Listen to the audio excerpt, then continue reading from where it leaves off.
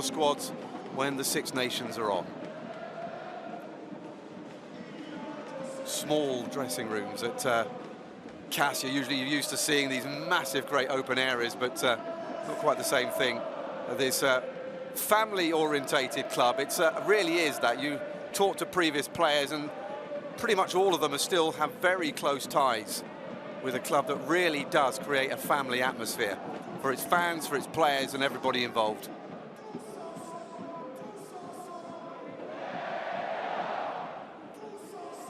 So then the team's getting ready to come out. Kickoff is going to be a little bit late by the looks of it, because it's already 4 minutes past 9. Kickoff is due at 9:05. Clearly that's not going to happen. So there's a bit of a delay in coming out.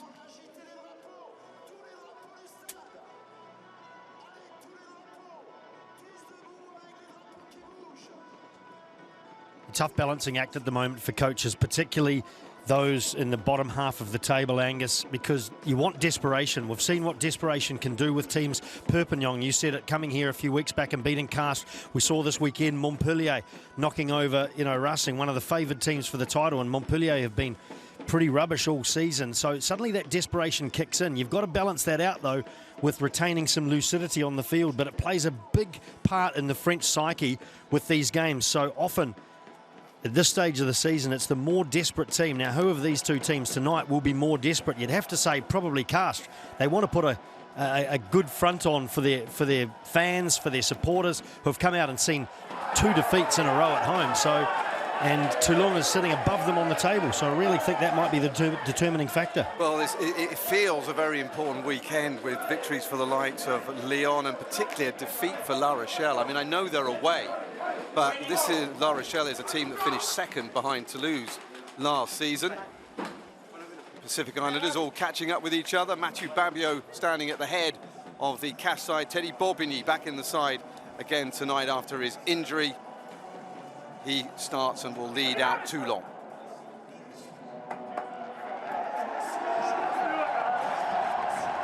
And they will be greeted by a rampantly enthusiastic Stade Pierre Fabre, desperate to see the kind of domination that saw them go years without losing. Home victories in France are so important. It is generally what coaches are judged by.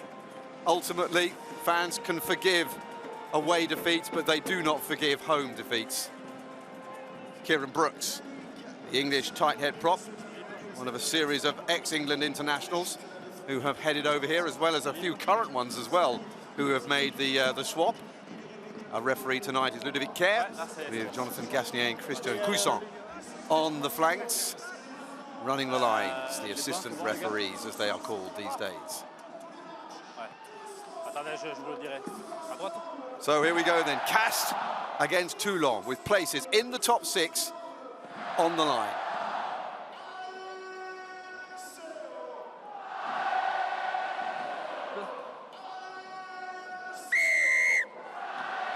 Dan Bigger gets us underway then. Toulon in all white tonight. Castres in their usual royal blue. Well, the kicking game should be very interesting tonight with Pierre Popelin, fly half again, playing at 15. Julien Demora won't be around for 6 to 8 weeks because of what I can best see as he split the webbing in his toes, which is nasty. Toulon had an absolutely crunching win over Castres earlier in the campaign. Castres, like Montpellier, getting off to not the best start, but they recovered a hell of a lot better and quicker than the team that they lost to in the 2022 final. Forward then. Ball stayed in. Thought the ball had gone out, but it's come back in again. Toulon building. Here comes one of the Fijians on the pitch, Yunita Wanakolu, Fijian international. In for Gael Trian. He swaps places with him. Dan Bigger thinking about the kick and decides in the end to just lay it inside to Mathieu Smelly. In for Duncan Power today. Another fly half are playing at inside centre this evening for the Toulon visitors. Bigger again resists the urge to kick. Inside to Esteban Abadi, called up to play Italy, and that won't do Danny Priso's confidence any good. He's another who's been called up by Fabien Galtier for that third Six Nations encounter in a few days' time. Kasagi seems to be finding his way at Castres. He's been a bit of a bad boy of rugby over the years, but Castres seems to have just grounded him. Wanakolo, Fijian international who only played one game at the Rugby World Cup. Still haven't found touch. Back he comes, and Popana with his first test passes it. Then the fly half instincts come out, back by Bigger. Well kept in by the phenomenally talented Vilamoni Batitu. Now Nkosi. Nice move out to Kasagi again. Nkosi. In it comes to Pierre Collina. And the hooker's made good ground all the way up to the 22. Out by Arata. Crowd getting excited about this. Louis Lebrun is playing the official role as fly half tonight. Tom Staniforth, ever the willing man into contact. One of the real important members of this team, and has been for a number of years now. Popala again goes down, and Rata to Staniforth again, and again he heads into the contact area. 3 minutes gone, and it's been almost entirely pressure from Castres. Is that a knock-on? It doesn't really matter, it's been thrown out anyway. Narcosi overrunning it, and Pierre Mignoni can start breathing again. So can you, Angus, my word. What a frantic first few minutes here at Castres. And I was talking about the pitch battle earlier on. I thought we might have seen a little tighter entry into the game, but everyone just determined to keep this ball alive. The Fijians particularly, Nakarawa as well. Dan Bigger was looking for kicks a couple of times, got the communication, backed his teammates and tried to keep the ball alive, so plenty of movement. Teddy Bobigny then, first line out, very much into the arms of the South African-born England international David Ribbons. Trying to find it at the back. Ben White, back from Scottish international duty, started both games for them in the Six Nations until now. Narcosi coming for it. And Salivasio Tolafua has done well to put him off. Just wondering who would be brave enough to approach Narcosi under a ball like that. Well taken by Nathaniel Hulu. And he's still going the right wing. The ex-France under-20 international to Batitu. This is lovely. Popala. Lovely movement here from the hosts. Ball has come loose though. Well, there are those who think that Castres don't play an open game of rugby. It's not always the case. Listen to the crowd already. No points on the board. But this game has very much started. Bigger. And the kick forward by Lester Fanioku. Popala. Back inside again, Staniforth. There's an awful lot of offloading in this early part of the game. Lebras running into Bobigny. High tackle. Well, that's how many points Jeremy Davidson wants out of this penalty. Danny Priso will not want to get injured today, having been called back up into the French international scene for next weekend. Yeah, just in that clean out there, it looks like his knee might have got twisted around there. It is there, his right knee. Nothing untoward in it, nothing deliberate. Tom Staniforth already had a few good runs, just straightening up when he needs to. It's all very well throwing the ball around willy-nilly, but at some point, somebody's got to make some ground, and Staniforth's put his hand up a couple of times. Well, there are a few players missing for Toulon. Melvin Jaminet's got a knock, and so he's not able to be involved in the French international setup either. Anthony Etriard still has an Achilles tendon problem. Gabin Villiers, another French international with a knee problem. That was a strange kick. Yeah, that's a wasted opportunity. Going for touch, just try and bite off a little bit too much, get them too close to that goal line. Crowd's in good voice, and it's easy to see how a team gets excited with the opportunity to score points and reward their home supporters. Yeah, you want to get that ball as close to the try line as you can. You want that line-out to be on the 5-metre line, not on the 22. Changes things considerably in terms of the threat. Although here goes a big test for Priso's knee straight away after getting some attention. He doesn't look too happy, does he, the loose head prop? Well, also, I mean, he's on call with the French team, isn't he? The last thing you want to do with a potential of getting on in a test match is, while you want to give everything for your club, you don't want to pick up an injury like that. He forgot to take off his earrings as well, by the way, when he came out onto the pitch earlier. He came out, you saw him look at himself like, oh, what have I done? And he walked back in again, took them out. They look like proper pearls as well. We never lived that down. Well, it really is opportunity lost for Castres. They could have taken the 3. They could have assured themselves. With that sort of an angle, you could have gone for maybe 10, easy in hindsight, just 10 metres out from the line rather than try and bite off the 5 as they go to the air. So up goes Bigger. And it's taken by Arata, the talented Uruguayan World Cup hero for Uruguay. Can never be trusted. They pick up the odd scalp at the world's top table. Narcosi somehow managed to get that one back as he was falling over into a teammate, Lebrun. Through comes Nakarawa. Don't quite know where the ball's gone now. Arata is trying to get it. The ball is out. The referee's happy, and it's a free-for-all there in this ruck. Somehow, Arata has still got it. Tell me he's not still holding on to that. Well, anyway, Castres have it.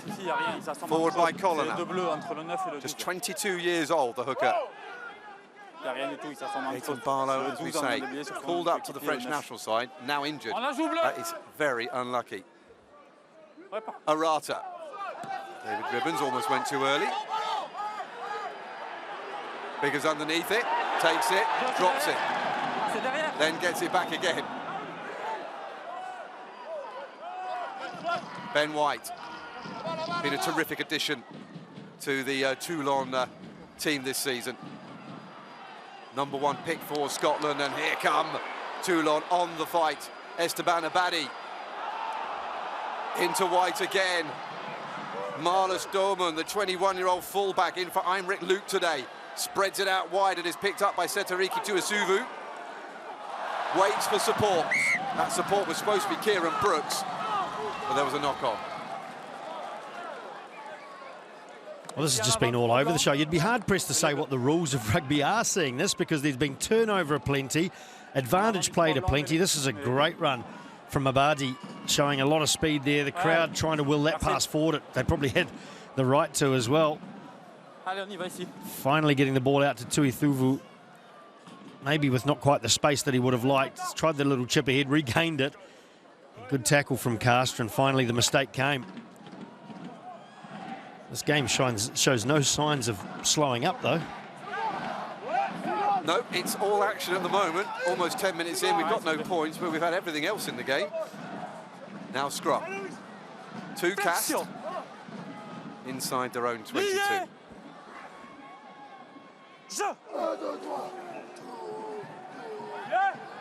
Fed by Arata, followed by White. Good strong scrum from both sides. Lebrun. Good kick. Well, he didn't put it over the advertising hoarding, so there was a risk that they could take it quickly, but the bounce certainly helped him. And that is putting an awful lot through it. That was a great kick with the angle, and I think Tuisuvu might have lost that, because when you saw how far over the goal, over the sideline the ball landed, it might have been possible to get that. I think he just lost that, but great clearance kick. Teddy Bobigny then with the line out for Toulon. Tom Staniforth there almost managed to get the win against the head, but Toulon just about managed to keep hold of it, and it's brought forward by Tyler Ardron, who's back in the side today, which is great, from a 2-month knee injury that he suffered on New Year's Eve. Not much of a party that day for him. Ben White told to get on with it. Up into the air, coming down, and well taken by Hulu, and he offloads well. Popelin once more in the air. Territory game being played. Dan Bigger takes it.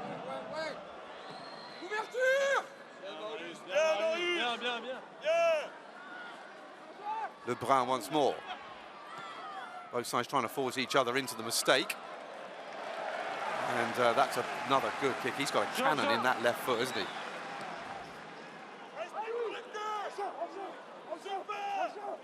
I'm going to see it again. By the looks of it, and we're off again. No time to breathe, look down, or do anything. They do not want to have dead time in this game. Well, he's hit that one a spiral. The beautiful term for it over here in France, of course, is an olive, the olive. And it's one of those spirals that goes up and then swings. And initially it looked like it was going to stay on the field of play, and then it finally swung out. So perfect judgment again from Lebrun. We're looking at Matthias Halaga, who is the third member of this Toulon side that has been called up. There he is. To the French national side. Do you think the director's listening to me? Bobigny, line out, into ribbons. Ben White. Off we go again, a training ground move that seemed to be well read there by Batitu. By Bobigny again. Bigger, this time will kick, and the runner's off to look for it. Forward comes Popelin. Don't forget Fly Half, he played well as well last week away at Pau, where Castres won, and here comes Thomas Staniforth, the Australian on the charge. Arata. Lebrun out to Kasagi, he goes for the little kick and is almost connected on that far side by Nathaniel Hulu, but it just agonisingly goes in front of him. Beautiful little interplay there between the two locks from Castres, Leone Nakarawa. Not sure this was fully what he intended to do. It sort of popped out of there to Tom Staniforth, who finally found himself in some space. He's been running into bodies for the first 10 or 12 minutes and got excited being in space. A great run. I'm prepared to give him the benefit of the doubt because he's done 8 more offloads than anybody else in top 14 this season. Those big long arms. He holds the ball in one hand, of course. One against the head by Castres. Big whoop from the crowd. Forward charges Mathieu Babio, captain of Castres. Into Baptiste Cope, the 22-year-old blindside flanker. First time he's had 3 back-to-back starts in his senior career. Popelin has been upended. Arata, though, has it. Staniforth again, so off on the first receiver. Arata. Lebrun through. Narcosi rumbles after it. And he comes straight through onto Isuvu.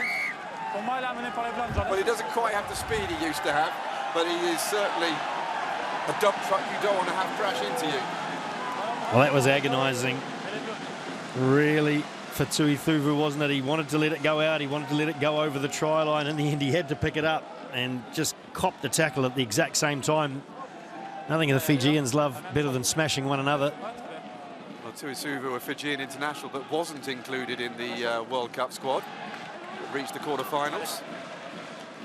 See there, he's not exactly rushing. He's a controlled run from Narcosi. But David de Carrière appreciating everything about that. Assistant to Jeremy Davidson, he's survived the changes in coaching. Still there, well trusted. I've enjoyed this game. For 0-0. It's quite hard to actually compelling, see isn't what's it? coming. And it comes in, the number 8. Ardron, the Canadian, almost up to the line. Arata spreads it in, looking for power. Nakarawa held up by 2 Toulon forwards. Surely they can't resist much more. Colliner next to go. Still a metre out. Arata borrowing for it. However, he won't take it. Chili Chava goes and gets it. And it's the Georgian tight head prop who scores. Well, a point had to come in this sort of game. And Levin Chili Chava, the 32-year-old, who's usually on the bench, still comes up with his 3rd try of the season. Yeah, great run off the base here from Castres. Got them on the front foot, and they went oh so close a couple of times. Finally not to be denied on the 3rd attempt. Good reward for the Castres forwards. Chili Chava scored in the last home game. They didn't win that one. So we'll say that quickly and let it go, just in case he's listening. Nakarawa might have felt himself likely to score, and there was another run after that. Great chop tackle from Toulon, Mathieu Smaili, who got under someone there who was barreling at the line, and it took another phase, but Castres, like I said, finally not to be denied. Yeah, Tyler Ardron almost going over himself. That would have been a great way to come back from that horrible knee injury that's kept him out for the last couple of months. Well, Louis Lebrun looks like he's going to take this.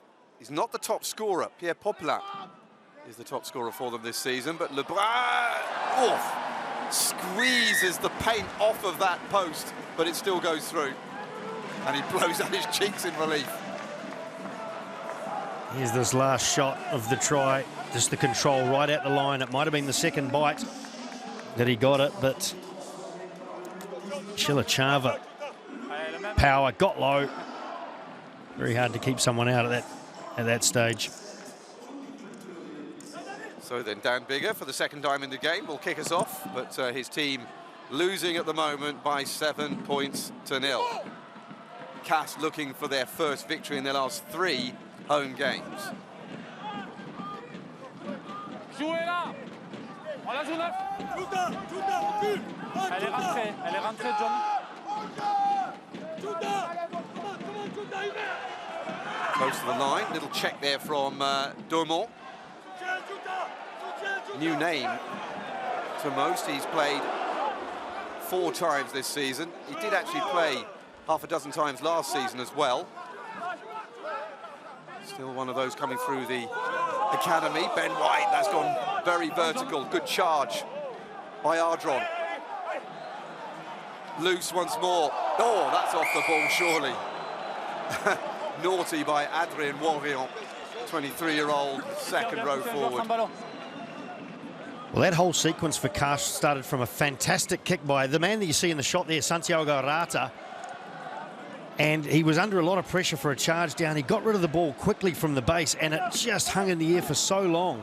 As a result, Tolofua couldn't get a lot of momentum going, and they got hit behind the advantage line, and they were under pressure right from then too long, and finally Castres making the most of it.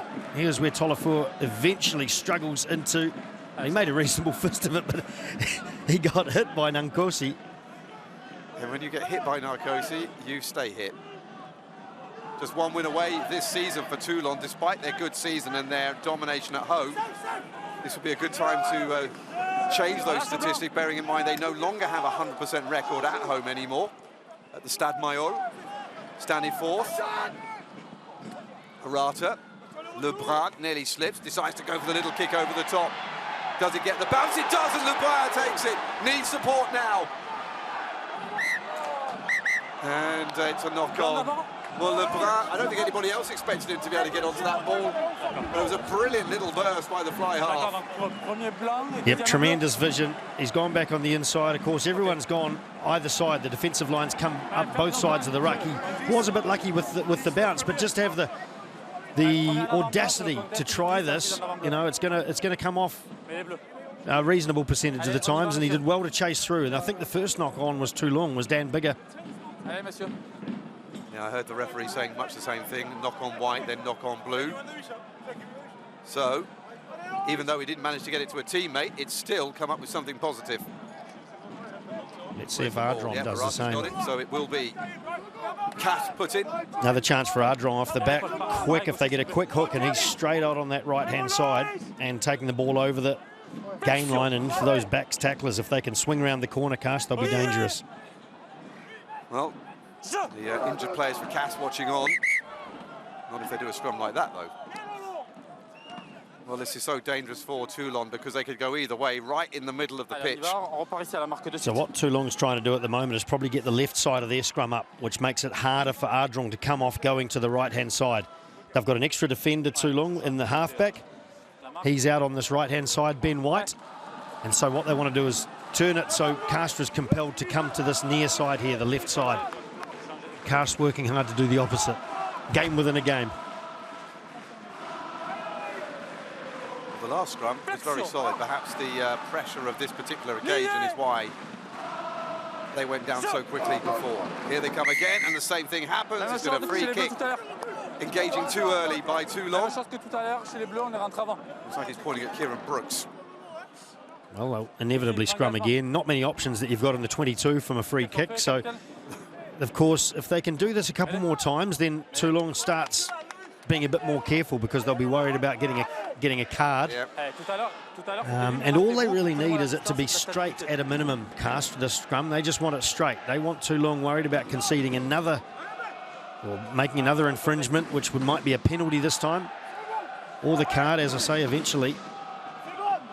Well, for all their good play, Toulon, 37 points, 5th place coming into this weekend.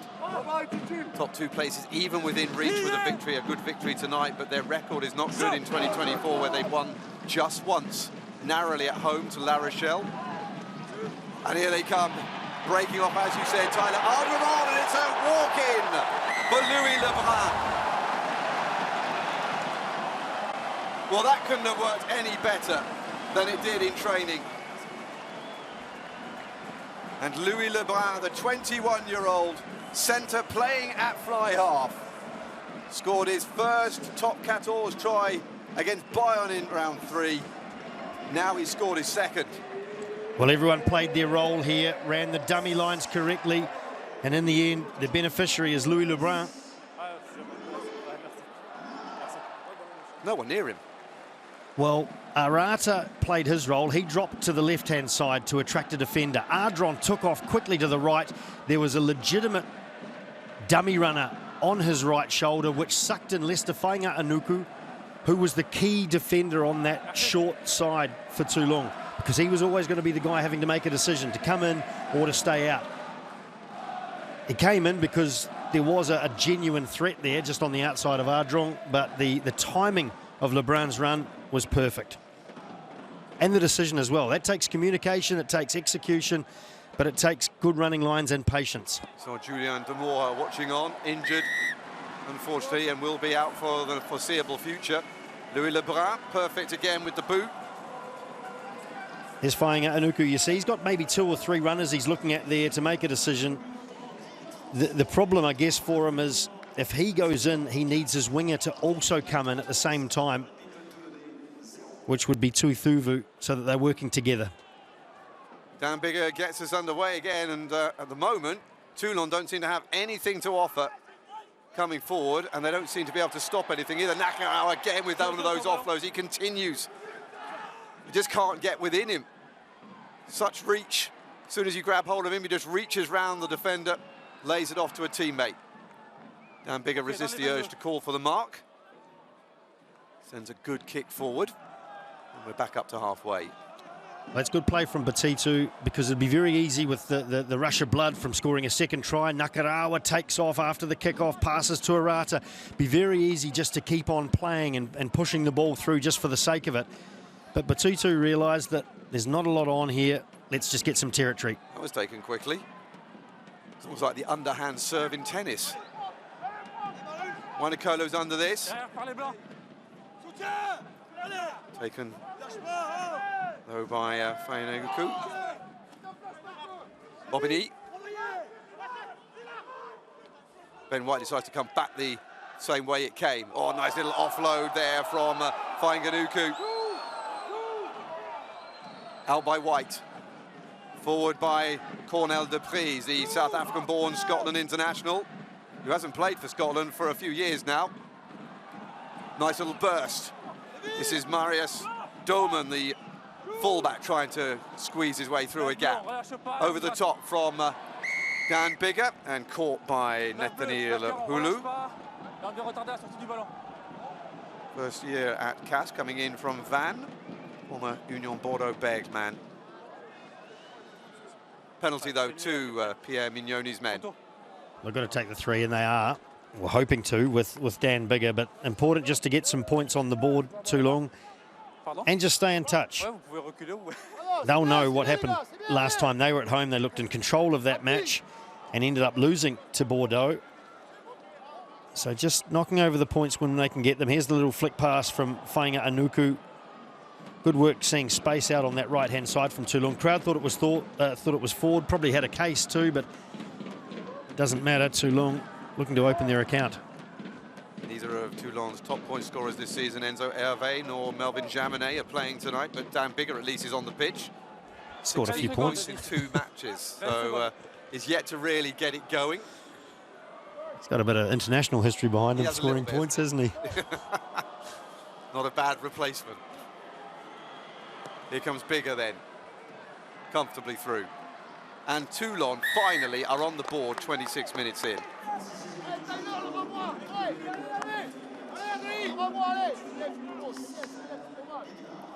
Called time on his international career after the 2023 Rugby World Cup.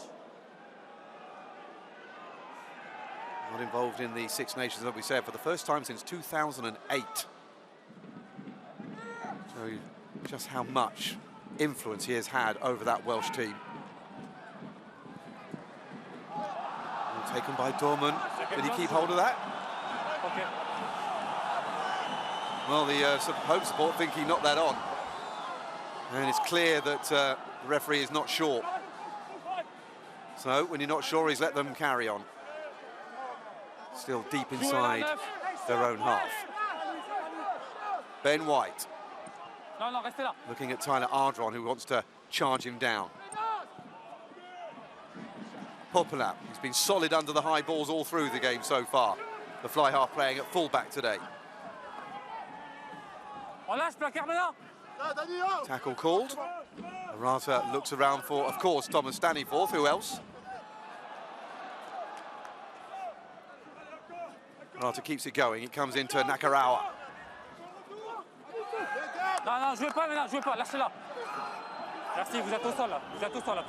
Arata once more. Slow ball. Ardron out to Lebrun.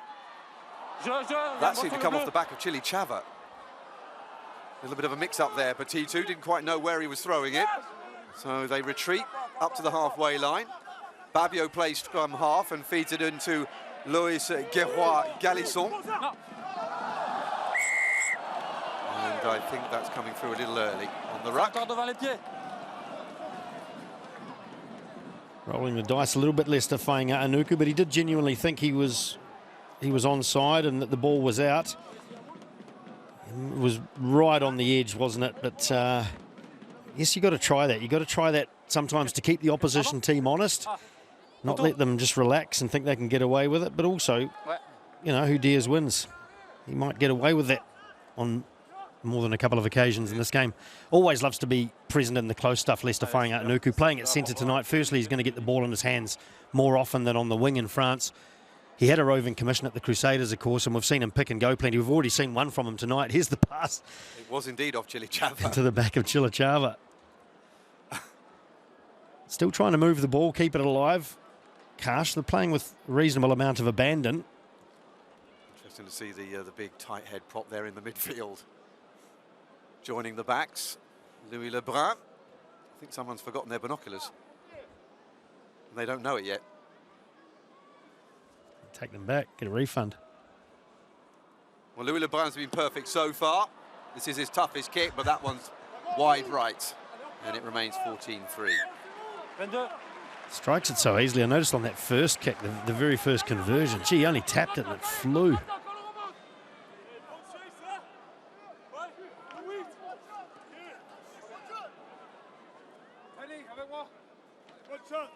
So Dan Bigger will get us underway once more from the dropout 22. Nakarawa's underneath it. That's gone forward, I think. Tight. But Narcosi can't take it on from his fellow Fijian. Narcosi looks absolutely disgusted with himself. Not sure that Chili Chava actually helped him there.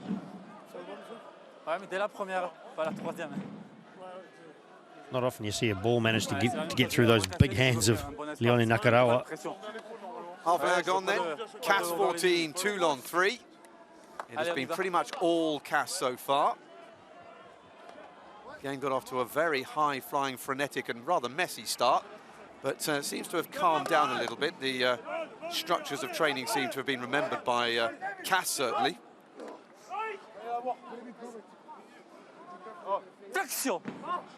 They have the 2 tries so far that we've seen in the game. Ben White feeds. 2 front rows have sorted themselves out again. Good strong scrum once more. Big push by Toulon as well. They could be getting a penalty here, and they are. Well, that's the most commanding performance so far, and Danny Priso will be absolutely delighted with that at the loose head, and Kieran Brooks likewise on the other side. A good reaction from the Toulon pack. Not that I can speak from experience here, but it seems that when you can get a sense of an opposition back row half detaching because they want to get off the scrum quickly, get out and support their backs on defence and look to pill for the ball. If a forward pack can sense that and really drive it hard, they can pick up a penalty like they did here too long. So good presence of mind, good awareness, and then good execution of that second shove. A decent kick by Dan Bigger as well from the penalty kick. Mignoni keeping counsel. Je vous le dis, ça fait 2 fois. J'ai prévenu un coup. On vient fermer. On vient fermer. Well, they weren't keeping the 2-metre gap between the two sets of players, Castres, and so they've conceded the free kick. Away come Toulon. Ribbons runs into Colonna and still keeps going and manages to drag a couple of players with him into the 22. Bigger out to Fainganuku. He recycles back out by White. Borbigny, the hooker, held on to by Stanley Forth. White. Bigger, again passing along the line. Fed back by Duprez. Bigger once more. Fainganuku, missed pass. Just a little bit too far in front of Esteban Abadi, who couldn't do really any more than try to volley it forward. In for Jules Coulon today with Charles Olivon retained by the French national side. Esteban Abadi will join him after this game. Well, acknowledgement here from Abadi through to Lester Fainganuku because he knew it was the right option. He maybe just hadn't anticipated it fairly enough as well for a back rower out there on the wing, but he knew that there was an opportunity there. Oh, that's gone high. And Cass just about managed to keep hold of that, almost a steal. They've still got the ball rolling out of what was developing into a maul there. Nakarawa. Well taken down, though, by Adrien Warrion. Lebrun decides to kick. Mostly taken by Daumont. He sends it back where it came from. He's outside the 22, so no mark here. So Lebrun has to take it and run, and he does it beautifully, effortlessly through. Allows his teammates to come and gather around him and give support. Arata. Babio. Back to Arderon. Petitu. I didn't notice that somebody put bandaging on him. Must have hit himself earlier on. It's a bit more than they usually have around his head. Arata has it. Slow ball, though. So kick coming.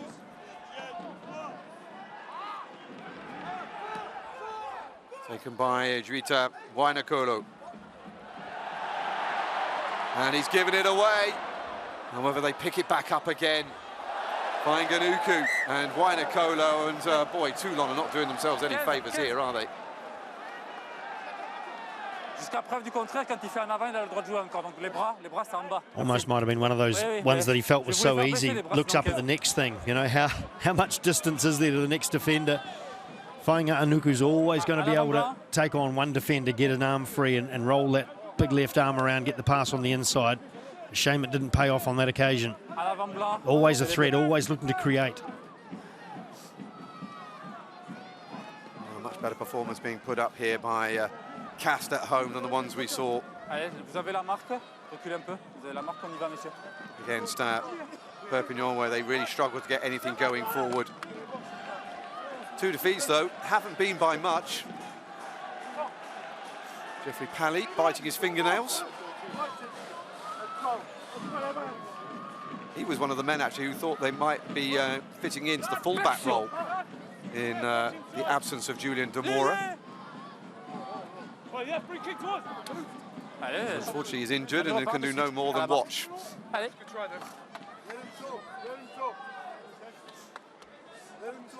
Under 5 minutes to go until the break.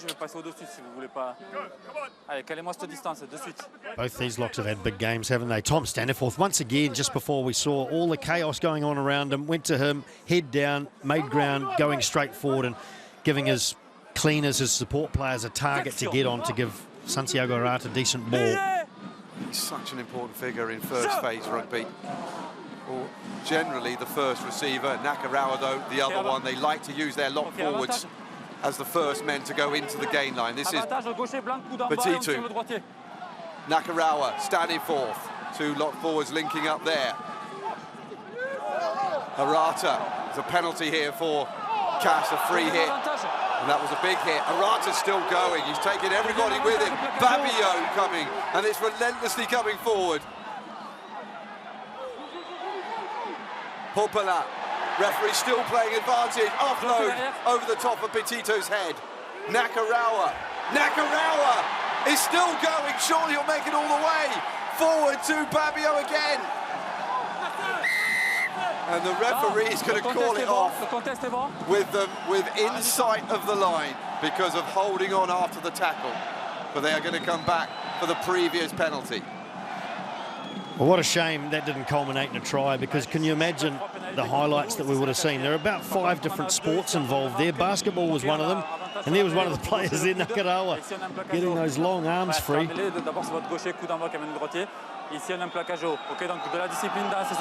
basically here, the referee's just explained to Bobby that there were 3 different penalties in the middle of that play, and so he's just told him to be careful. I think that was a clear threat about a yellow card, I think. They were all on Arata too, and he just kept jumping up and bouncing around like a pinball.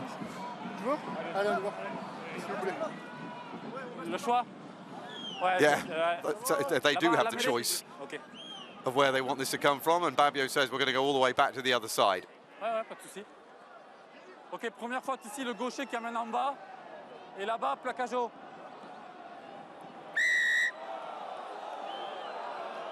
Ok, on choisit. Well, they want 3 points, don't they? Get it back up to 2 converted tries.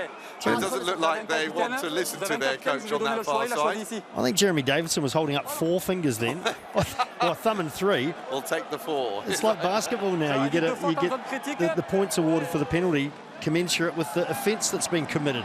It's been a long time since a try was worth 4 points. I was in short trousers myself in those days. Where was Jeremy? I think he was Aurillac, wasn't he, for a long time as coach in the 2nd division. He had a number of Staniforths playing for him there as well.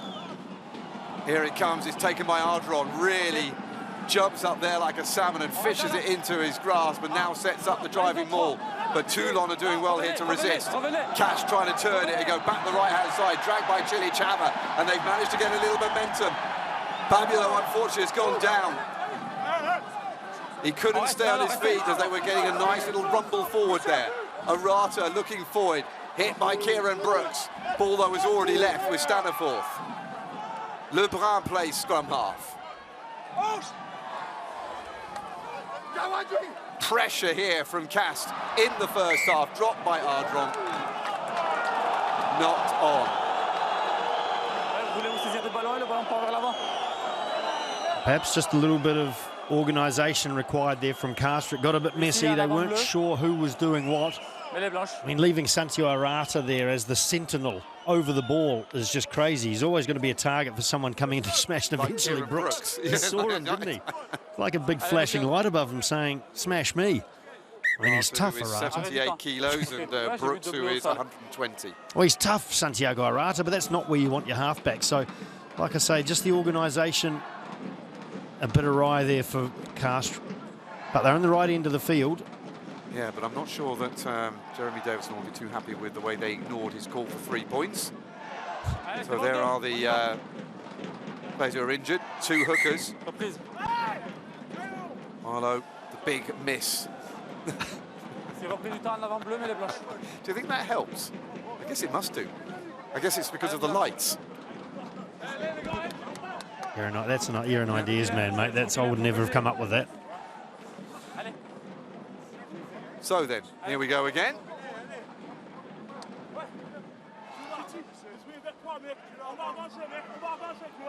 Kieran Brooks looks like he's trying to plough the field with his face. He gets down ready for the scrum. As we have 2 minutes to go until half-time. 14-3. Toulon yet to get over the pace. Castres have done it twice, and they'll be trying to do it for a 3rd time here, and well, they've gone forward too early again. And you have to say that you've got to blame Pierre Colliner for that. He's the man who decides when they engage. The hooker in the middle with the break foot. Chili Chava, who scored one of the tries, not looking quite so content with himself now. Not involved with the Georgian national side anymore, who incidentally went through to the semi-finals of the Rugby Europe Championship yesterday. They'll take on Romania. Quite a number of Georgian players play in top 14, and we'll be keeping a very close eye on that. Georgians still think that they should be involved in the Six Nations. Maybe one day. Not backwards, says the referee. So picked up by Tolafua.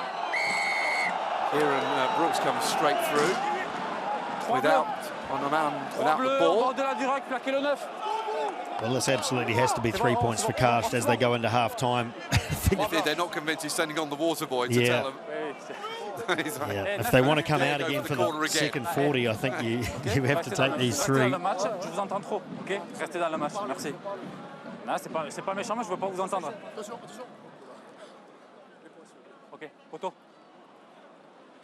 So, Poto, kick for goal. Yes, you're right about Georgia in terms of the evolution and the continuing development of European nations, and I think eventually either we'll see an expanded Six Nations or we'll see a more prestigious competition for that next tier. They're putting a lot of money into Rugby Georgia. They don't really have a lot else that's competing with rugby. Yeah, Richard Cockrell, the former Montpellier coach, left Montpellier and he's now the coach of Georgia. Here goes the hooter. And Louis Lebrun knows that this will be the last kick.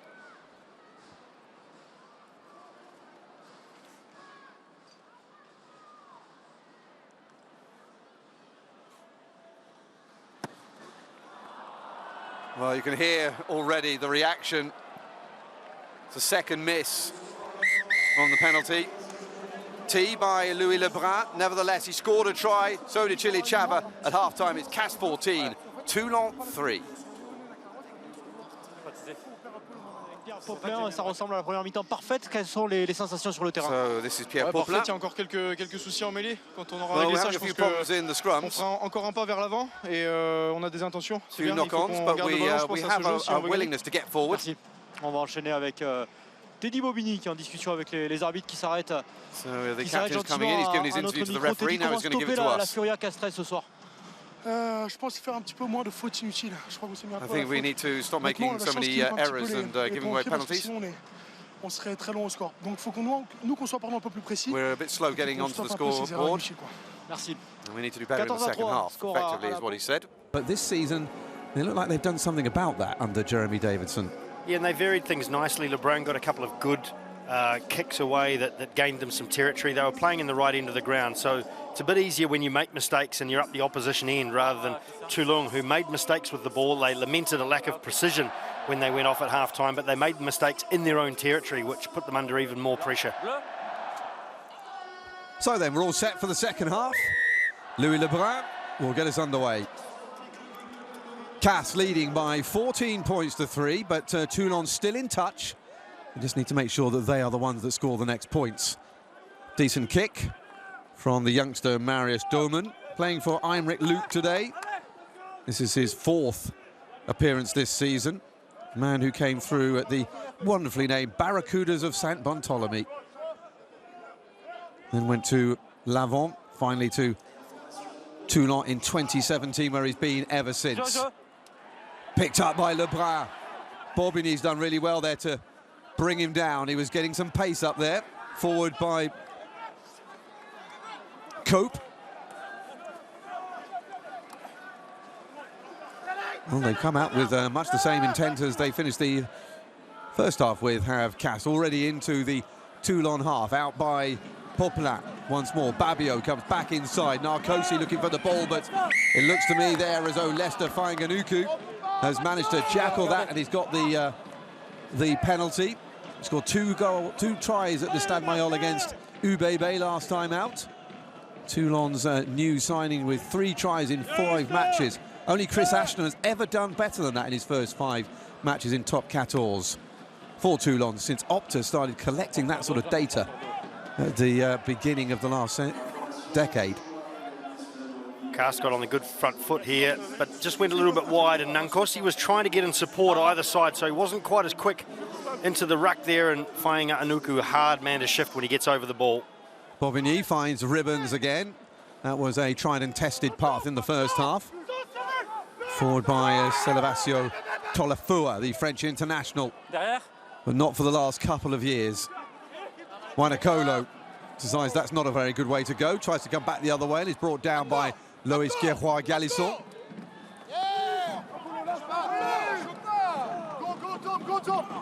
Out by a White. Danny Priso trying to go past Andrea Pisagi. Priso back. It's nicely done to Isuvu. Nice little ball to him from Fainganuku. The Tongan New Zealander has got it again. Still only 24. Out by Bigger. Into the path of Esteban Abadi. Abadi feeds it out wide, and here come Wanakolo on the outside. This is the nearest that Toulon have been to the try line in the game so far. Poplar calling for a knock-on. Referee, though, not giving it to him. Bobigny picks it up for Toulon and rumbles up towards the 5-metre line. Ribbons. Tolafua. Rumbling forward gradually, joining in Fainganuku with the forwards.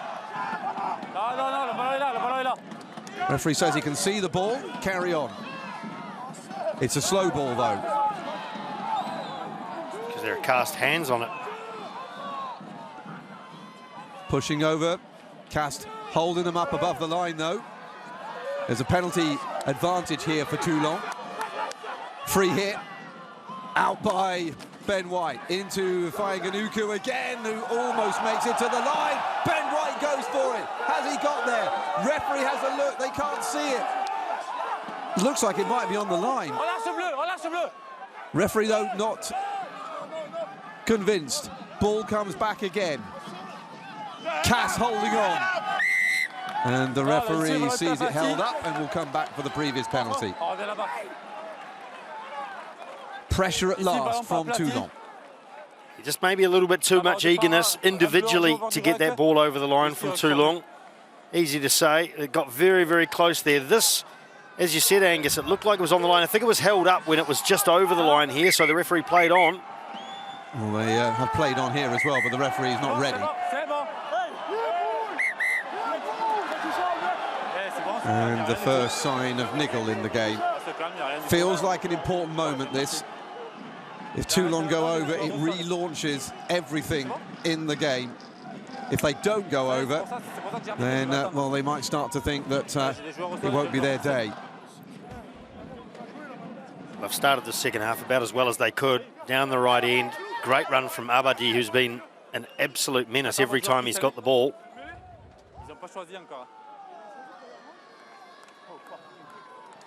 So Matthias Halagou is about to come on. Man who is yet to represent France, but could well have that changed by the time they play Italy next weekend.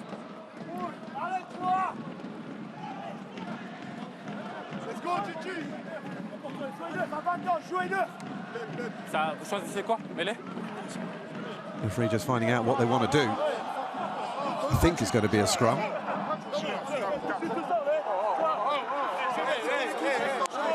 And there's still a bit of, well, tension, as you might expect, to be honest with you, at this point.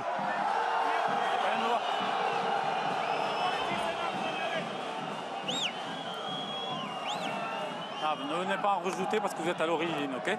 Donc pareil, on garde de la maîtrise des deux joueurs, vous parlez à votre 10, il reste à sa place, et vous on vient pas rajouter. S'il faut que j'aille plus haut, et ça c'est mon problème. Merci. So discipline is the order of the day here from the referee. Okay, 5.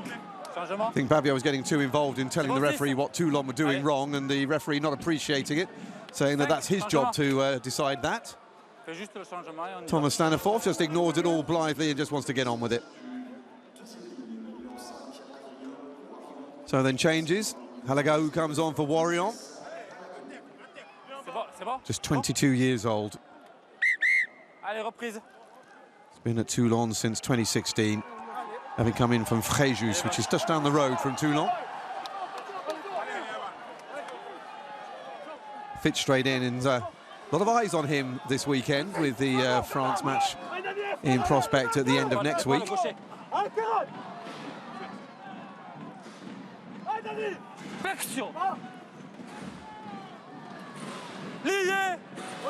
So will we see Toulon trying to do what Castres did in the first half? Not with that scrum, they won't. Looks like a reset is coming. If they get a good enough scrum, then Toulon tries to do the same thing that Ardron did, and he's looking straight at Botitu. So defending on the Castres left, if he can make him turn in, then it just becomes a matter of the timing of the outside backs running off Toulon. Well, Cash showed them how to do it in the first half. They got a good scrum, a good platform too, so that's where it all starts here. You've got to do the first things first. Tolafua's got to lend his weight to that scrum. You've got two standing straight behind. You've got Bigger and Domont.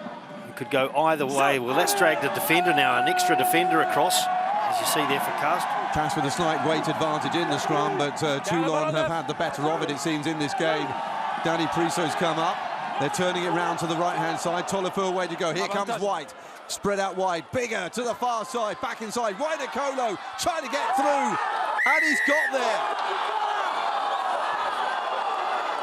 there. Not quite as clear-cut as the Castres try in the first half, but 5 points is 5 points. And Wainakolo comes through to take his second try of the season. And the former Fiji Sevens man gets his team back in it. Well, there's a lot of work to do for Wainakolo out wide as the Castres defence just drifted all across. The ball got pushed out, long pass, hoping to find space. A little slip over from Tuithuvu from Nankosi was all it needed. Encouraging score for Toulon. Well, we said it was an important part of the game. Well, Dan Bigger has slotted over a few of these difficult kicks from the touchline in his career. He's one of the men in world rugby you would trust to take a pit like this. Not too crucial a one to miss, though, to be honest. They've got back within the 7 points. Toulon.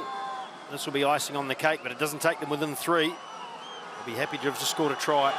Here he comes then. He's hit it pretty well. That looks perfect. Wonderful kick. And we are back to 14 points to 10. Well, Castres defended this pretty well at the start. They compacted, they came in close on defence and pushed outwards. And it was really only this slip that you see there from Nankosi that allowed Wainakolo to get on the inside, and he had the strength and the precision to get that ball across the line. Bigger looks in a little bit of trouble there. Bit sore, rubbing that sort of upper glute. Oh, Salvatio Tolofua. That is not what you want from a restart when you've just scored a try. Well, he's saying that he regained control before it hit the ground. Well, the referee says that he thinks he hit the ground first. Well, that's what's important, isn't it? Yeah. What he thinks. Here we go, let's have a look here. There it goes, it drops. Second go. Kazi. Oof. I think he's got a point. I think he did have control, but equally you can see why they ruled it as a knock-on. Yeah, he might well have got that, mightn't he? Pretty hard to do that without a review in real speed, isn't it? Anyway, some you win, some you lose, and Castres have this opportunity now thanks to that sort of 50-50 call. Nevertheless, he gave it away because he took his eye off the ball. So important to get the restart right, your exit. Really streamlined, and Toulon there, a big mistake, and it's allowed Castres straight into an attacking position. Big push by Castres as well, and now they've got the penalty advantage. Huge cry from Mathieu Babio, the captain. That means a lot, because they've been losing the battle in the scrum so far in this game, and that is a turning around of momentum. And this is a big call, because 3 points doesn't do a lot for them. Doesn't get them outside that 7-point converted try margin. They're going to take it, but equally the temptation maybe to stay down this end with a 4-point advantage and go for the try, go for the line-out maul. Maybe as well, just this urge that they want to punish them for the easy points when they come along. 7 points is still a converted try. But you're right, it's not beyond that, so it's doesn't keep hold of a potential victory so much. Louis Lebrun perhaps needs a bit of confidence as well, having missed a couple of penalties. This one's a little bit easier. Also shows how seriously they take Toulon after having conceded a try just now as well, just to get them a bit of momentum back, get the next say. His heart must be pounding. However, that's better. He'll feel much better about his kicking abilities after that. Very, very good. No reaction, but I'm sure inside he's very relieved indeed. And Danny Priso has the opposite feeling, even though it wasn't him that makes the mistake.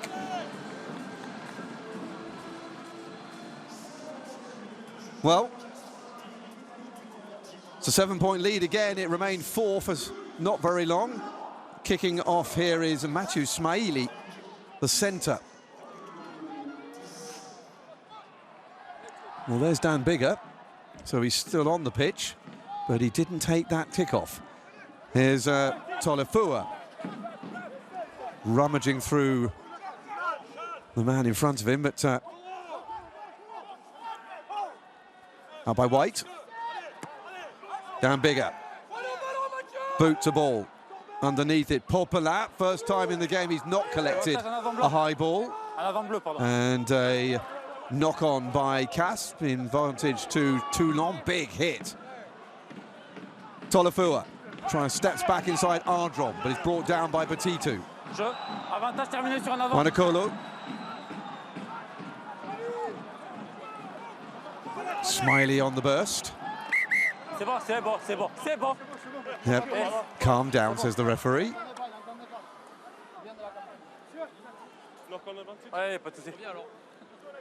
Just the pace of the game starting to catch up with a few players. You'd have to imagine that, and a few knocks obviously as well, you'd have to imagine the bench will start getting used soon. Oh, that was Dorman getting hit by Pierre Colonna, the 22-year-old hooker. 113 kilos coming straight through his left thigh.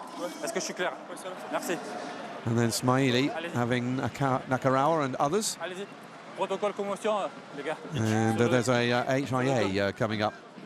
And interesting from Smaili taking the kickoff rather than Dan Bigger. We saw Bigger rubbing his sort of the top of his glute, all connected in there with the lower back. We know he had that sniper injury on the lower back recently as well, so maybe he just doesn't want to tweak it. He had to have a kick just before in general play, but I'm sure he's now trying to avoid maybe doing too much kicking. They need him on the field. They need him orchestrating the moves for Toulon.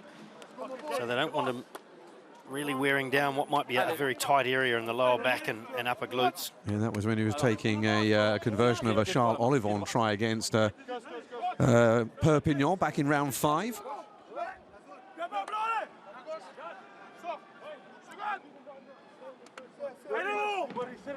Toulon, of course, have had another Welsh legend here this season, Alan Wynne-Jones.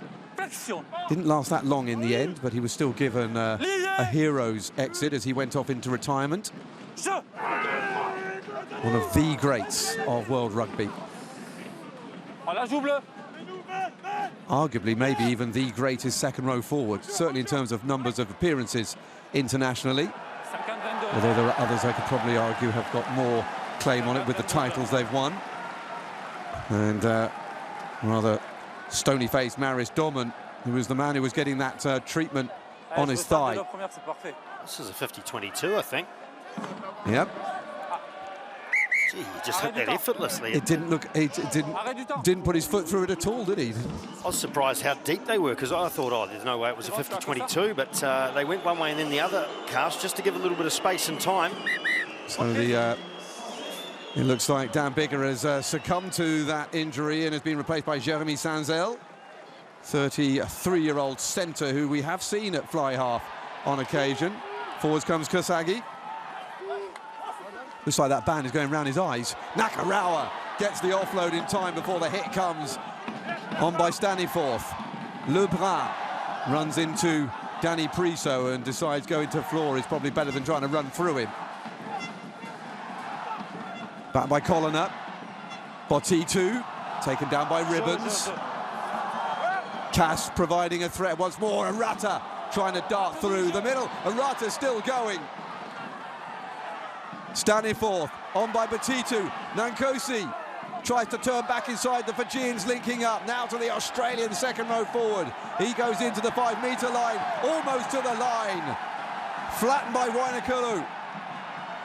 Arata. Ardron, nice little back to Lebrun. Lebrun going for his second try perhaps. Sets up again. Exciting stuff this from the hosts. Castres on the march, on the move. Almost there. They slow it down. Staniforth has a look at Priso. Half a metre, penalty advantage to Castres. So they've got time to build something here before they have to take the chance. Not there yet. Referee couldn't be better placed. It's held up. And they come back for the penalty. Desperate defence from Toulon. Staniforth would have really fancied himself there, and he would have deserved it. And we see Santiago Arata in real trouble. He's a tough customer, but he got really twisted when he had that little run over on the left-hand side. He jumped up, went for a second surge, and got kind of folded in the tackle. Looks like his knees sore. Castres ruining a missed opportunity. I think Castres there were thinking that might be a penalty try, but the referee disappointed them with his reply, or his response, or his reply, one of the two. So they're going to go, tap and go. Loris Zalantanello has come on as hooker now for Pierre Colonna, and he takes the ball first. Staniforth hitting the line at pace. Looked like it was short. Arata. No.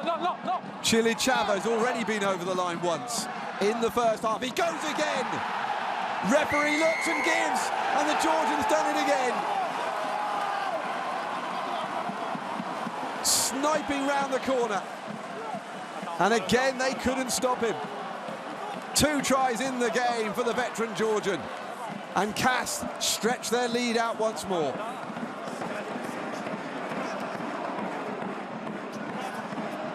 Big muscles flexed up front from Castres, and Chilichava, the beneficiary, he just absolutely bored through this defence.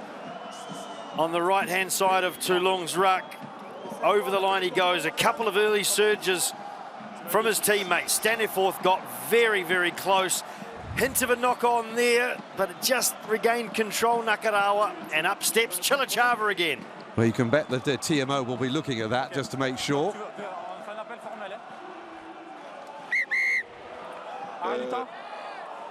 Here he comes. Well, it looked worse in real speed. When they slowed it down, it seemed to me like he might have regained control. I think it was Nakarawa. Tu veux juste vérifier si le 3 bleu est bien le dernier participant du REC. Voilà. Oh, they're also Chaque checking. clair, il n'y a pas d'en avant auparavant. With a Chilichava, c'est le dernier participant au REC. Okay, donc décision Pick de the ball up, essai. not as part of the ruck. Of course, if you're part of the ruck, you can't take the ball back into the ruck.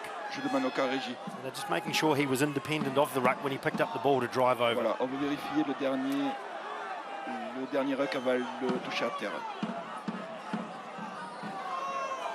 So then, it was part of that ruck. Then away came Staniforth. Nakarawa tries to go. Arata's there. Bon. There's Chilichava joining now. C'est ce ruck. Est-ce que le talonneur, c'est le talonneur remplaçant qui est derrière lui, c'est le 16? Est-ce qu'il est lié? Le 16 et le 1. So is he checking the joining of l'angle précédent était meilleur. Antonello? Because if he's joined and linked in with Chilichava, then that makes Chilichava part of the ruck. Regarde, la liaison du 16. Moi, je ne le vois pas lié là. Il y a une déconnexion. Est-ce qu'ils sont clairement liés? there's a disagreement here, I think, between referee and TMO. You see this a lot anyway. Chilichava a les mains sur le ballon là. Il a les mains sur le ballon. Le 16 est lié. Donc pour toi, le 3 bleu a les mains sur le ballon. On a un joueur clairement lié derrière lui. Donc c'est pas le dernier participant du REC. Voilà, c'est le numéro 16 qui est lié. Et après, évidemment, quand il ramasse le ballon et he's qu'il not se the last délie, man in the ruck, which means he's in the il est ruck. lié. This is going to be chalked off, isn't it? Because the referee is now coming around to the TMO's point of view. Allez vous replacer, s'il vous plaît. Remets-moi à l'angle de la grande tribune, être sûr qu'il est bien lié. Voilà, c'est celui-là le meilleur. Oui, là, il est lié, t'as raison. Il est lié, sa main gauche aussi. Alors pour toi, Philippe, on a deux joueurs liés derrière ce 3 bleu. C'est pas le dernier participant du rugby. C'est pas le dernier participant au rugby. Oui. On va mettre pénalité pour les blancs. Voilà. Ok. Merci, monsieur. They're making sure they've dotted the I's and crossed the T's here. I guess this is a penalty Toulon. Ok, donc la situation proche de la ligne, ok, on a votre 3 qui a les mains sur le ballon. On a une situation de ruck, votre 3 a les mains sur le ballon. Et on a le 16 et le 1 bleu qui viennent se lier derrière lui. C'est pas le dernier participant du ruck, il n'y a que le dernier participant du ruck qui peut jouer le ballon. Donc on va refuser l'essai.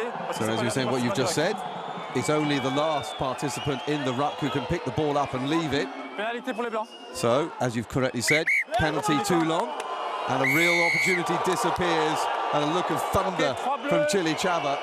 And for those of you saying, gee, that TMO didn't sound like my classroom French that I learned, that's just the southern French accent, and he had a strong one. Talking about la main, which is la main, the hand, in most of the rest of French, but very much that southern twang coming strongly through, but he was of the very strong opinion. And to be fair, I've got to say, I like the ruling. Can't let players just get away with everything. There's a lot of cynical sort of acts that happen, and get a bit of an unfair advantage doing that. If you're part of the ruck, you cannot pick the ball up and take it effectively into the ruck. Pierre-Yves Revol there in the middle of your picture, the long-time Castres president. It's been a glorious period since he's been in charge. They've been so good over the last decade for a little club without the kind of financial punch of the likes of clubs like Toulon and Toulouse, Racing, even Stade Francais to an extent. André Tichit, by the way, has come on, so there's been a change at loose head prop. Off goes Luis Guerra-Galisson, who's taken over from Tichit as the #1 choice at loose head. Good catch by Tuisuvu. Out by Sanzel. Dumont smacked hard, but manages to get the ball off to Lester Fainganuku. Back by White. Fainganuku again. Or rather, it's Halligu, excuse me, who's got the ball now. White. Sanzel again. Into Cornel Depré. Bruce Deveau, who's come on at loose head prop for Toulon, the next to take it on. He looked a little bit suspicious there to try and get an extra couple of metres on the ground. It's been dropped by the fullback Marius Dorman. I think he's saying I dropped it backwards. I think they're starting to look a little bit formulaic, Toulon, and perhaps it's the fact that Big is missing now, but you know, they're trying to go through their moves, throw those behind passes. They're telegraphing a little bit, as you saw there. The Castres defence is just waiting to see where the pass goes, and maybe a little bit more sort of heads up or natural play, and that's where Bigger likes to throw the ball out in front of players, just get them running forward simply. There hasn't been a great use of Fainganuku recently as well, or the last few minutes. They're just trying to throw him the ball, shovel him the ball, and hope he does something where, instead, if you can create a one-on-one opportunity for Fainganuku, even 1 or 2, he's going to be devastating. Well, Jeremy Sanzel is not a natural fly half. He's only played 17 times, though. It's 9% of his career. Yeah, it's not a reflection necessarily on him, but they're just going to their playbook, aren't they, and going through the motions. So that's exactly what it looks like. Scrum to Castres. It's gone down again.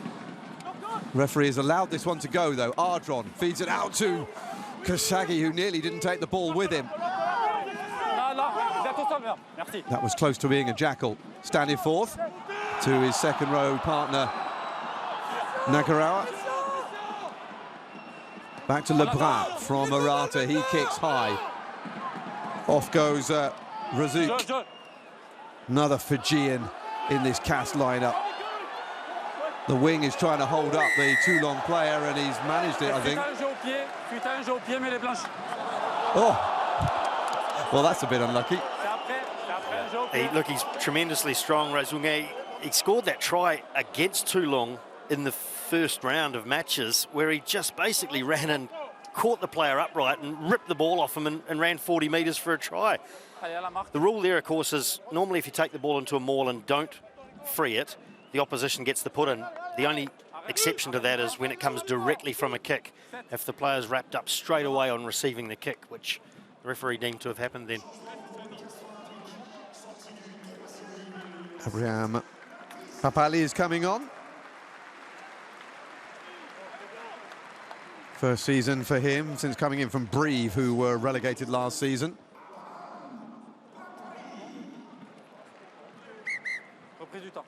Some work ahead of them to get back up into the top 14. Brive as well. Pretty cutthroat in that Pro D2 competition. Béziers currently leading. It's been a while since they were in the top 14. Long time.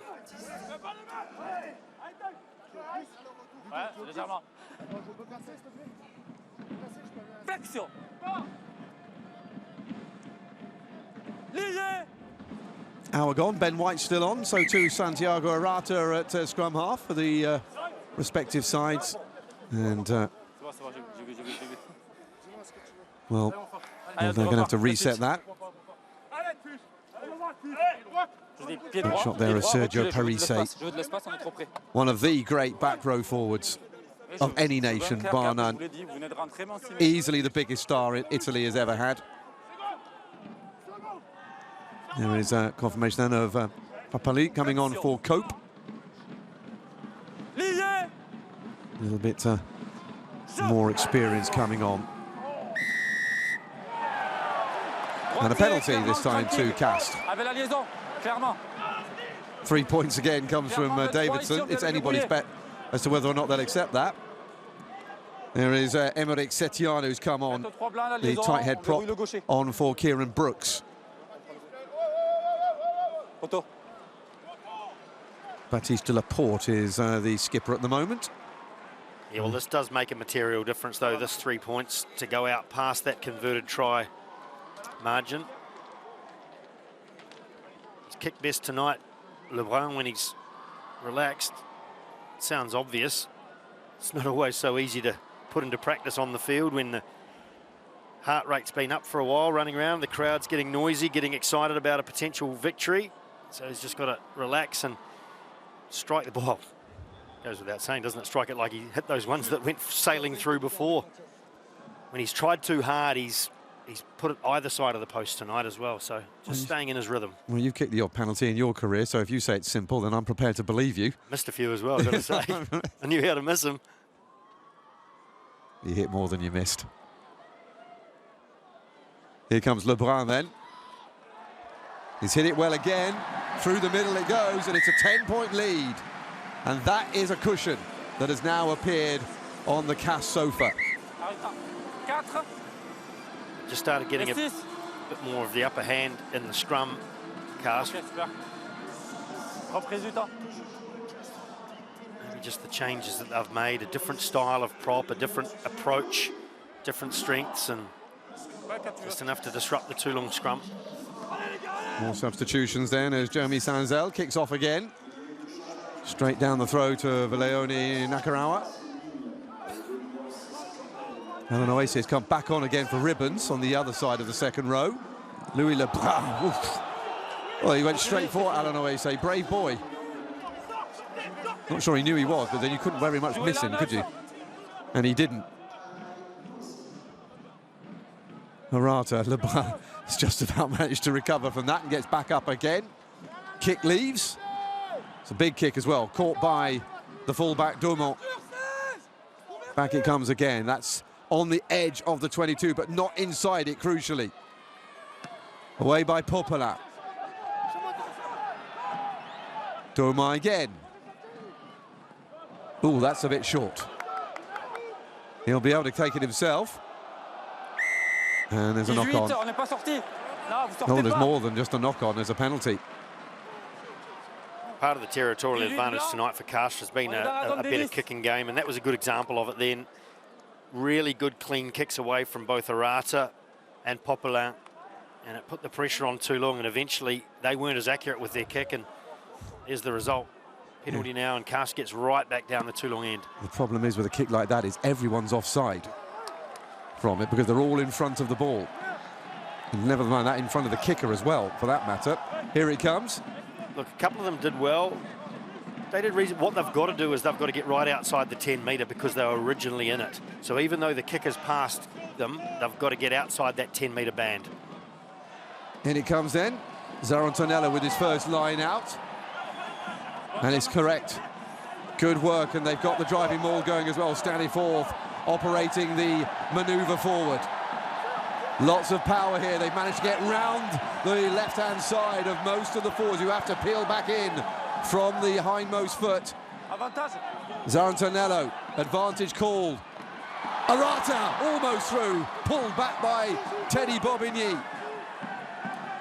Castres on the rampage. Still the penalty advantage. Forwards driving forward at the moment. No need for backs at the moment. In comes Tichy. The replacement loose-head prop, Arata back on his feet. Now it comes to Lebrun. Little bit loose. However, out it comes. And a shot surely. Over goes Josiah Rezuc. And the replacement wing touches down on his third try of the campaign, having scored against Toulon back in November. Well, they were pummeled by Toulon before the new year. But Rezuc here comes through and is putting them on course for victory. Yeah, Fijian versus Fiji, and not the first time we've seen that tonight. Arata has been central to every attack from Castres, and eventually, with a bounce pass, they find the space out wide. Tuithuvu did about as well as he possibly could. He gets his legs up at the end to try and block that ball, but Reizunge just strong enough. He's a big man, planting that ball down for a decisive try.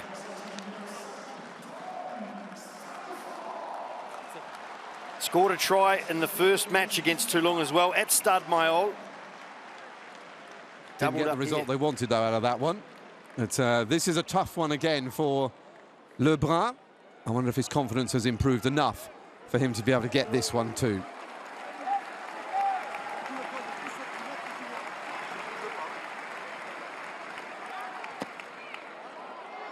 Well, he's gone the other side this time. Nevertheless, it's a 15-point lead. It's a 3-score game now, and it looks like Castres might finally have broken the resolve of their visitors.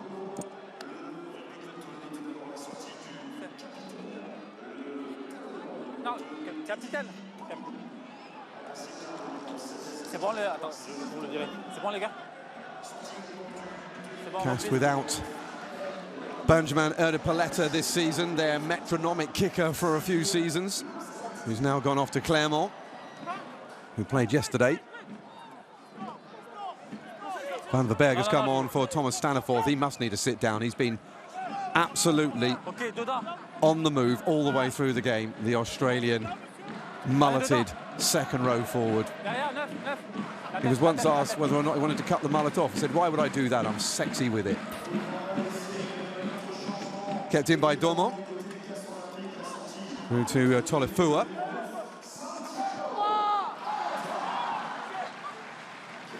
Placement as well. Ben White has come off, has been replaced by the Georgian international, Vasil Lobanidze.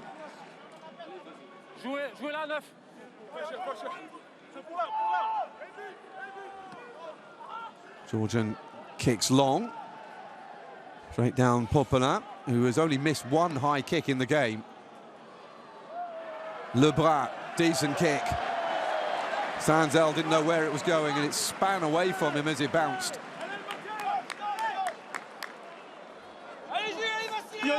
Just doing everything they can to destabilise and disorientate their visitors. It's the relentless pressure that they've been putting on as well.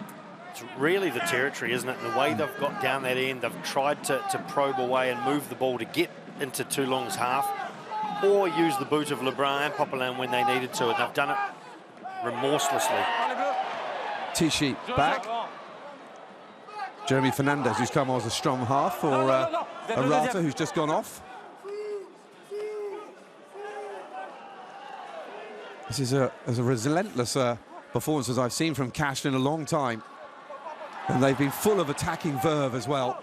Forwards play and back play. Here it was the back play. Forward by Batitu, didn't quite get the kick he was looking for there for Nathaniel Huller to run onto. surprised you can see out of that bandage. Allez, vous. Ouais. Ouais. 16. On attend bien à 10. Well, they've got plenty to sing about at the moment. Taken by Abadi. Not quite the send-off he wanted when he goes off to the French national side at Marcoussis for the build-up to the Italy game. No Six Nations this weekend after 2 back-to-back games. Lobanidze, who's not been involved with Georgia this year in their Rugby Europe Championship campaign. Herlou, that's gone forward. Lobanidze, there's an advantage here for Toulon at the moment. Using it well. Oh, I would say that, wouldn't I? Tuisuvu couldn't put the brakes on and suddenly found himself skating on ice. He was eager to get the ball, wasn't he? Maybe anticipating a missed pass here, but just got a little bit flat on Fainga'anuku. That really put the pressure on Fainga'anuku because he threw the passes about as flat as he possibly could. So just a little bit of patience there. Better to arrive slightly too late than too early. Is it back? Zarantanello. Fernandez, nicely done off the line out. Lebras into Batitu. That looked like he might have gone forward. Referee has not signalled anything, though. He signalled something now, though. Yeah, it was a good tackle from Sanzel for Toulon. Really solid thump. I think he's actually signalled the original knock-on, but it just took him a while to get there. Might have got some assistance. A little bit of help in the ear. There's the tackle from Sanzel. Well, he got his head on the wrong side, but made a good enough contact, really, to stop the attack in its tracks. 10 minutes to go. 8 knock-ons by Toulon. 6 by Castres. Of course, it's not just the number, as when you do them as well, which is important. As you say, Angus, reasonably complete performance tonight. Yeah, there have been a few mistakes from both sides, but I think the nature of the game, though, with the speed at which they've been playing it, almost makes that inevitable, isn't it? Yeah, and they've looked dangerous, Castres. At the same time, they've looked composed at times as well, the way they've just ruthlessly got the ball down the right end. Saying that, probably get 3 tries scored against them now in 10 minutes. Now I've said it. Well, Tolofua sets off to try to get one of them. Sanzel, little show and go, and manages to get an extra 5 metres out of the run. Better. Alanoese. Well, they're beginning to throw the ball around a little bit now. Tuisuvu runs straight past Ardron and flings him off the back. However, Rizunge gets in there and turns the ball over for Castres. What we're saying, when you play the ball with such speed, the margins for error become very, very small indeed. Big push there by Toulon, though. They haven't managed to turn it over, though. Fernandez goes burrowing for it. Well, the ball is there to be played. Play it, says the referee, off the back of the Caterpillar ruck. Fernandez launches it high, avoids the charge down and finds touch. Inside the last 10 minutes, 15 points, the advantage. There's former Crusader Jack Goodhue. I'm sure he's regretting the lost opportunity to play against one of his former teammates tonight. Of course, he's with Castres, injured at the moment. Would have loved to have lined up eyeballing Lester Fainga'anuku, I'm sure. In by Jack Singleton, the English hooker who's come in as a joker. Coming in from Gloucester.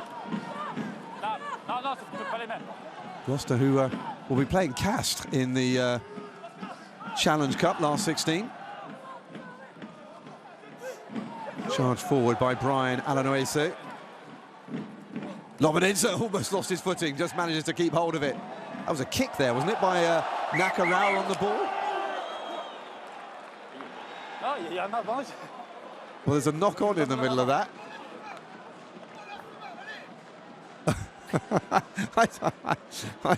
I don't think I've seen that one before. Well, that's what he's called as a forward pass, basically, or a knock-on, but I thought it just looked worse for Ismaili because he was running backwards. Didn't look too forward at the time, but things just haven't really gone Toulon's way tonight, and there has been a lack of accuracy on their part.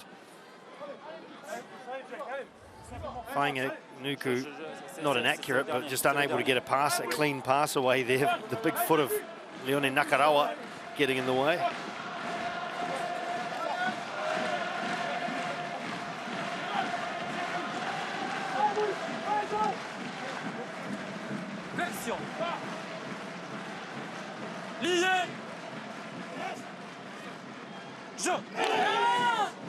Put in by Fernandez for Castres. Just over 5 minutes to go in the game. Out to Lebrun. Botitu, fluid as ever. That looks a little forward in the pass, and the referee immediately blows up to confirm that. You see some of those get let go these days.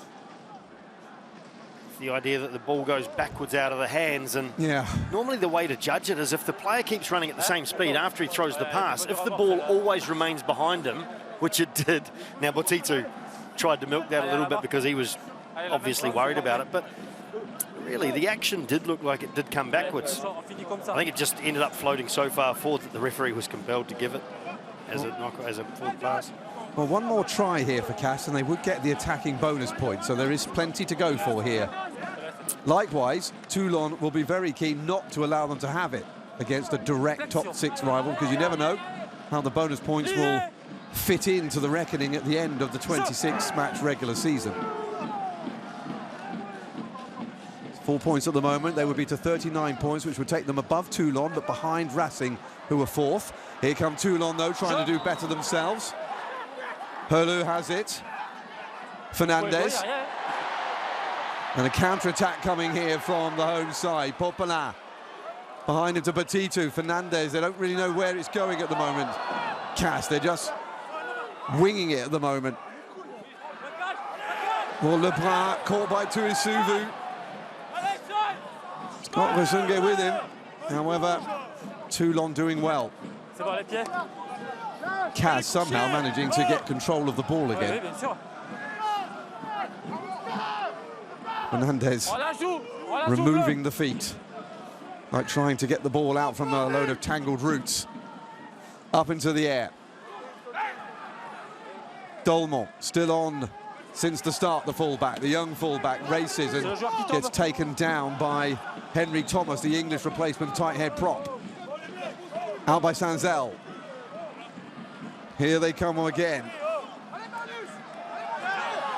Both sides trying to desperately attack. Wanakolu can't get the offload.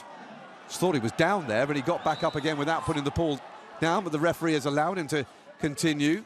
Sanzel once more. Knock on. Right. Nope. I think it came off Castres. I think it's a try. Well, the crowd don't like it, and the referee wants calm because I think he's going to have a long chat with the TMO here. Well, the players all stopped, and you're told to play to the whistle. The only knock-on I could see for sure was from Castres. The question will be if the first pass from Toulon that got knocked by Castres actually was going forward. Voilà, il y a un blanc qui tape. On va faire un appel vidéo, monsieur. Parce qu'au départ, c'est certain, il y a un avant bleu. La dernière action aval de être sûr qu'il n'y a pas d'avant blanc derrière. S'il n'y a pas d'un avant blanc, c'est avantage essai. Il faut regarder si le blanc touche le ballon ou pas. I love that from the TMO. We're going to do a call to the TMO, and I'm like, well, you are the TMO, so. Non, voilà, c'est ça, regarde. Okay, so here it comes. Knock on by Ardron. Is that a knock on as well, though? The question's going to be if Tolofua touches this ball here, whether his left hand touches it, because I don't think you can clearly say it did, so it was only a knock-on from Castres. And what did a knock-on, though? Nuku, it came off his leg. Do you think so? It's off his shin. There's the knock-on from Castres for sure. That's off the shin. Attends, on va revoir le dernier angle qui est passé. Voilà. Well, there was all sorts going on here. Smiley gets hit by Kasagi. Tolofua there. And that was the shin of the shin. So the only question is Tolofua's left hand. You might see it here. Voilà, pour moi, il touche pas le ballon. Le blanc touche pas le ballon, donc c'est en avant bleu. Ensuite, ça avait le tibia du blanc. Donc avantage essai. This is going to be a try. Merci, merci, messieurs. So you're right, Andrew. Tolofua doesn't touch the ball, according to the TMO and referee. The knock-on is by Castres. The shin, not the hand from Fayaganuku. And it will be a try to Toulon, and all of a sudden, that bonus point try for Castres is disappearing. And the possibility here of a Grand Slam finish for at least a bonus point defensively, maybe for Toulon. Ok, vous faites en avant en venant plaquer, c'est totalement involontaire. Vous avez l'intention légale de venir plaquer, c'est pas involontaire. Donc en avant de vous, derrière, il n'y a aucun blanc qui la touche. C'est touché avec le tibia, poursuivi, le joueur va marquer, donc il y a essai. And that's important because it means no yellow card, because it wasn't a deliberate knock-on. He said that to Castres, it was just a knock-on in the action of going for the tackle. But he said good precision, came off the tibia of the Toulon player, which was that man there, the educated right tibia of Lester Fayaganuku. So 4 tries in 6 matches in top 14, and his magnificent introduction to French rugby continues. I wonder if the result would have been the same if he'd just caught it on the side, maybe the fibula. Got the stronger, more direct bone. Really.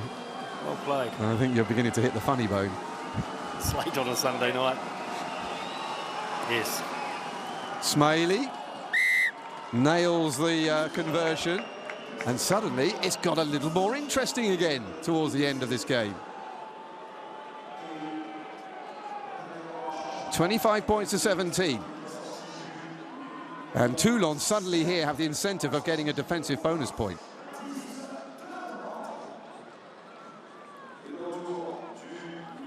They're going to have to go end-to-end twice to think about a victory. They won't want to give the ball up because Castres will just be able to shut the game down.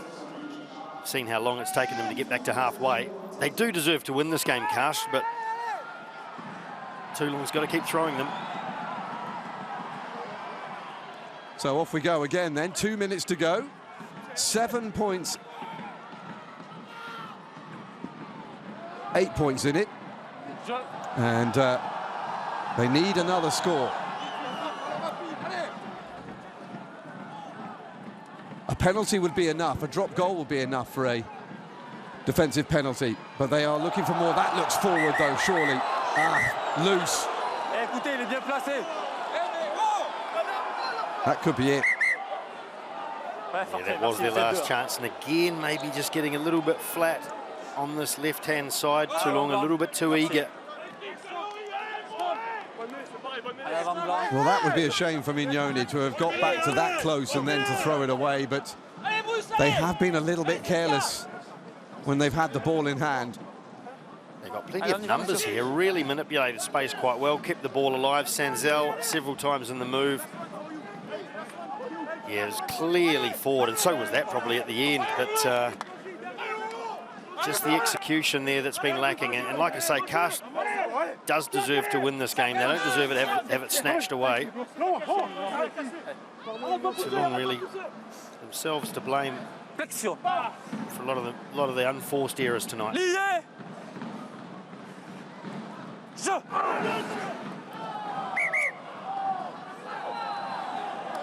That's good for Castres. Choose up another 40 seconds. That'll see the hooter come before the scrum gets set. They'll have to play it. It's game over.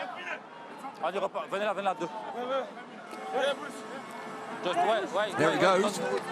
So then, unless we see an extraordinary end to this game, Toulon will not get a bonus point. Castres won't get a bonus point, but they will get 4 for the victory. And Pierre Mignoni has a lot to think about, as their poor run of results away from home looks set to continue. Still only the 1 win away from home all season. Jeremy Fernandez will feed. Lobanitsa desperate to get off the back to try and stop them from kicking it out. However, they won't do it. Castres send it out. They get the victory. They go up to 4th place above Toulon. It was a fight, but in the end, Castres win it by 25 points to 17.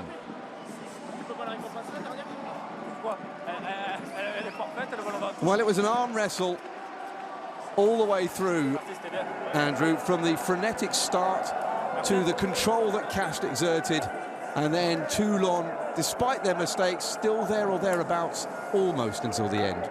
Yes, it wasn't an arm wrestle that stayed static right in the middle. It was an arm wrestle that oscillated both ways, and you thought at any moment anything could happen. Plenty of movement, plenty of enterprise. From Castres, probably a little bit more control, a little bit more composure, a better kicking game. And maybe just taking their opportunities a little bit more than Toulon, who made a few too many unforced errors to expect to win this game tonight. And possibly the desperation that played